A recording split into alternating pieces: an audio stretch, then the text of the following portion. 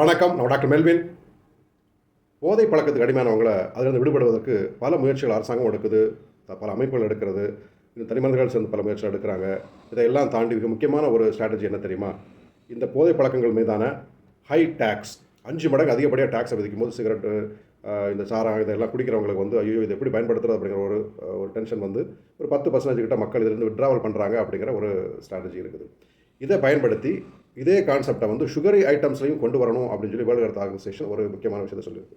ஒரு மனிதனுக்கு, ஒரு அடல்ட்டுக்கு ஒரு நாளைக்கு தேவையான 2000 2500 கலோரிஸ் வந்து அவன் சாப்பிடக்கூடிய சாதாரண உணவுலேருந்து கிடச்சிரும். நம்ம காலைல சாப்பிட்ற இட்லி, தோசை, ஆப்பம், பூரி, அதே மாதிரி மத்தியானம் சோறு, அது கூட கூட்டுகள், பொரியல்கள், சிக்கன், ஃபிஷ் இந்த மாதிரிப்பட்ட பொருட்கள், அப்புறம் நைட் எடுக்கிற சாப்பாடுல இடையில ஏதாவது ஒரு ஹாட் ட்ரிங்க்ஸ் ஏதாவது எடுத்துக்கிறோம். இந்த மாதிரிலாம் இருக்கும்போதே நார்மலாக அது கிடச்சிரும்.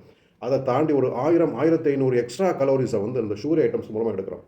ஒரு பேக்கரி பூரா பேஸ்ட்ரீஸு, லட்டு, போலி, ஜிலேபி, அல்வா, அது இதுன்னு விதவிதமான இந்த மாதிரி சுகரி ஸ்நாக்ஸ், அதே மாதிரி பிஸ்கட்ஸ், இதெல்லாம் வந்து எக்ஸ்ட்ராவாக சுகர் ஆட் பண்ணப்பட்ட வெள்ளை சக்கரை, எல்லாத்துலேயும் ஒரே வெள்ளை சக்கரை. நீங்கள் உண்மையிலே ஒரு லட்டு ஒன்று, ஜிலேபி ஒன்று சாப்பிட்றீங்க அப்படின்னா 1/4 கிலோ சீனி அள்ளி சாப்பிட்றீங்கன்னு அர்த்தம். ஸோ இந்த மாதிரி இந்த வெள்ளை சுகரை சாப்பிட்டு எக்ஸ்ட்ராவாக கலோரி எடுத்துக்கிறதுனால உடம்புடைய மிக மோசமான விளைவுகள் ஏற்படுத்துகிறது அப்படின்னு திரும்ப திரும்ப எல்லா வித ஸ்டடீஸும் சொல்லுது. சின்ன பிள்ளைகள்லேருந்து இந்த ஸ்நாக்ஸை கொடுத்தே பழகிறோம். அதை விட முக்கியமாக நீங்கள் என்ன ஞாபகத்தில் வச்சுக்க வேண்டிய விஷயம், எவ்வளோ ஃப்ரூட்ஸ் இருக்குது, விதவிதமான அழகழகான ஃப்ரூட்ஸ் இருக்குது.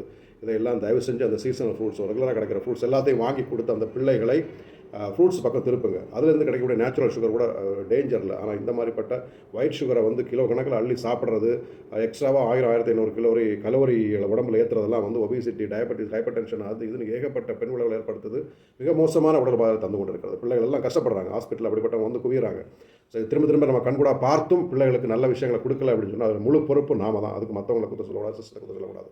அதனால் இந்த மாதிரி சுகரி ஐட்டம்ஸ், ஒரு பேக்கரி ஐட்டம்ஸ் இதில் எல்லாம் வந்து ஹை டேக்ஸை கொண்டு வரணும் அப்படின்னு சொல்லி இந்த முக்கியமான விஷயம் உலகம் பூரா பேசுபொருளாக இருக்கிறது. ஒருவேளை இந்தியாவில் அது வரலாம். ஆல்ரெடி சிகரெட்டில், சாராயத்தில் எல்லாம் வந்து டேக்ஸை அதிகப்படுத்தும் ஒரு பிளான் இருக்குது, பண்ணிகிட்டு இருக்காங்க. அதே மாதிரி இந்த மாதிரி ஹை சுகரி ஐட்டம்ஸ்லேயும் வந்து ஹை டேக்ஸ் கொண்டு வந்தாங்க அப்படின்னு சொன்னால் இதை பயன்படுத்துவதும் குறையும் அப்படின்னு எதிர்பார்க்கப்படுகிறது. இப்படியெல்லாம் கஷ்டப்படுறதுக்கு பதிலாக நம்மளே உணர்ந்த முடிவெடுத்து நம்ம பிள்ளைகளும் நாமளும் ஆரோக்கியமாக இருக்கணும் அப்படிங்கிறதுனால இந்த மாதிரிப்பட்ட சுகரி பொருட்களை தயவு செஞ்சு ஸ்வீட் ஐட்டத்தை தவறுங்க. நல்லா வந்து ஹெல்த்தியாக இருக்கணும் அப்படின்னு பாருங்கள். அதற்கான முயற்சி எடுத்தீங்கன்னு சொன்னால் ஆரோக்கியமாக இருக்கலாம். Be happy, B healthy.